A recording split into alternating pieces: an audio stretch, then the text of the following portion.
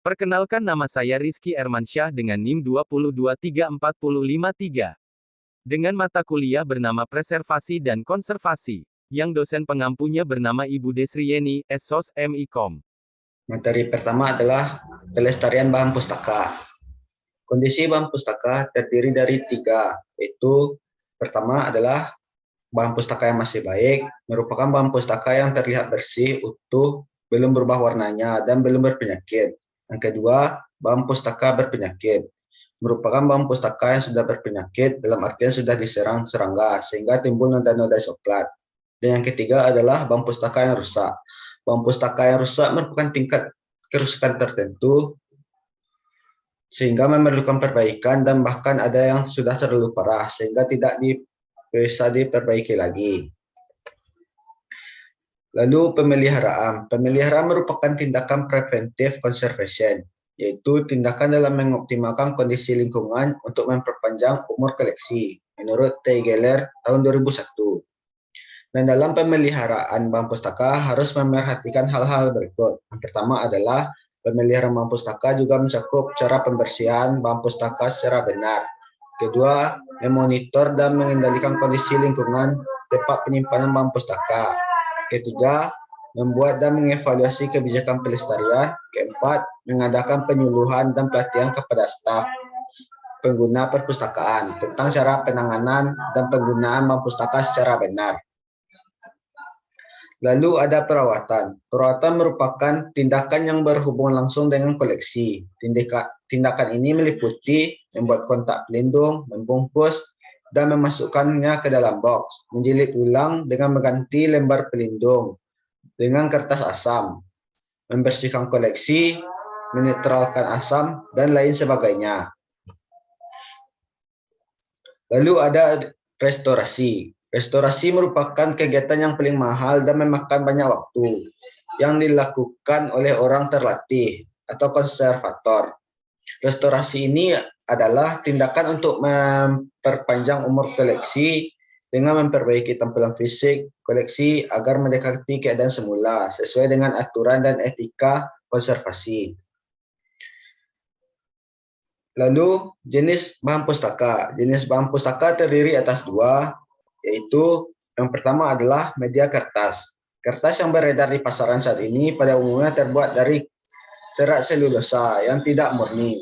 Umumnya tercampur dari zat-zat seperti lignin, hemiluselulosa, dan bahan tambahan lainnya, sehingga kertas menjadi cepat lebih rapuh. Yang kedua adalah media bukan kertas. Media bukan kertas ini termasuk koleksi fotografi, pita magnetik, dan piringan, CD, dan DVD. Faktor-faktor penyebab bahan kerusakan bahan pustaka adalah yang pertama adalah lingkungan, kedua biota, ketiga manusia, keempat bencana alam. Baiklah, untuk materi 2 berjudul fumigasi. Fumigasi merupakan suatu tindakan pengasapan yang bertujuan mencegah, mengobati, dan mensterilkan bahan pustaka.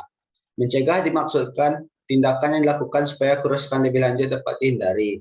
Mengobati artinya mematikan atau membunuh serangga, kuman, dan sejenis yang telah menyerang dan merusak bahan pustaka.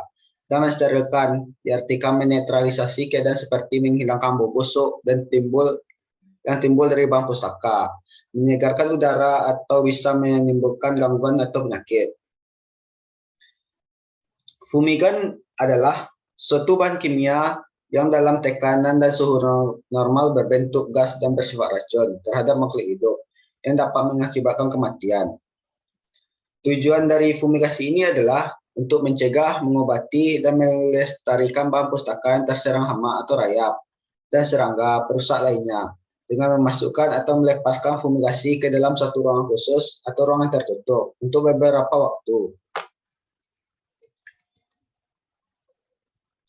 Alat perlengkapan untuk fumigasi diperlukan tahap-tahap sebagai berikut. 1. Ruangan fumigasi. dapat berbentuk permanen atau bila tidak memungkinkan bisa juga dalam bentuk darurat dan disesuaikan dengan instalasi yang diperlukan sesuai kebutuhan. Kedua, alat untuk petugas. Yang pertama adalah jas laboratorium yang dapat melindungi seluruh bagian badan. Kedua, sarung tangan agar terhindar dari pengaruh bahan kimia. Ketiga, masker gas. Usahakan yang lengkap dengan tabung zat asam atau bisa tabung anti gas beracun. Dan keempat, lampu halida atau gas detektor untuk mengetahui atau cek kembali apakah di bagian luar ruang fumigasi ada kebocoran gas yang keluar atau tidak. Dan ketiga adalah bahan-bahan yang dipakai dalam fumigasi seperti karbon disulfida, karbon tetrakloride, metil bromide, dan lain-lainnya. Metode pelaksanaan fumigasi. Fumigasi dapat dilakukan dengan 3 cara, yakni 1. Fumigasi ruangan. Fumigasi yang dilakukan di ruangan khusus yang tertutup. Pelaksananya petugas masuk ke dalam sebuah ruangan kemudian melakukan fumigasi pada seluruh arsip yang berada di ruangan tersebut tanpa memindahkan satupun arsipnya. Yang kedua adalah fumigasi di bawah penutup. Fumigasi ini dilakukan di dalam ruangan, namun arsip yang akan difumigasi terlebih dahulu ditutupi dengan plastik atau penutup lainnya. Arsip yang ditutupi itulah kemudian yang akan difumigasi.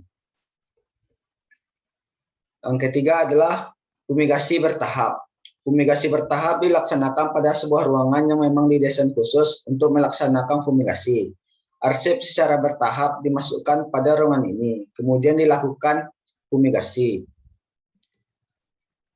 Untuk proses fumigasinya bisa melihat buku panduan.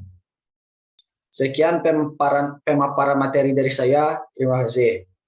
Assalamualaikum warahmatullahi wabarakatuh.